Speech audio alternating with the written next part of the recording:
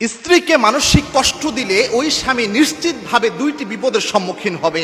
এই দুনিয়াতে তার দুইটা বিপদ আসবেই আসবে। এটা কিন্তু চিরসত্য একটা কথা।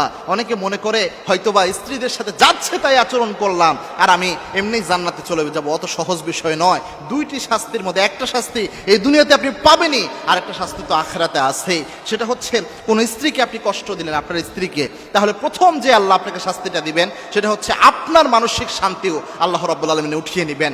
স্ত্রীকে মনে আঘাত করা, কষ্ট দেওয়া, এটা খুব মারাত্মক একটা অপরাধ প্রিয় ভাই। আল্লাহর হাবিব সাল্লাল্লাহু আলাইহি ওয়াসাল্লাম নিজের সবচেয়ে ভালো আচরণটা তার পরিবারের সাথে দিতেন, এবং কি আল্লাহর হাবিব সাল্লাল্লাহু আলাইহি ওয়াসাল্লাম স্ত্রীদের ব্যাপারে বলতেন রিফকান বিল কাওয়ারির, স্ত্রীদের সাথে নরম আচরণ করো। এবং কি আল্লাহ রাব্বুল আলামিন এই স্বামী স্ত্রীর সম্পর্কটাকে বলেছেন লিতাসকুনু ইলাইহা, একজন আরেকজনের কাছ থেকে মানসিক প্রশান্তি পাবে।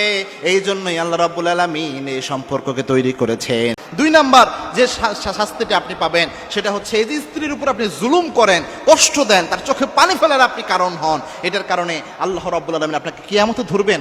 স্ত্রীর প্রতিটি চোখের পানির ফোঁটা, এটার হিসাব আল্লাহ রাব্বুল আলামিন in the day of judgment নেবেন। এটা খুব মারাত্মক একটা বিষয়।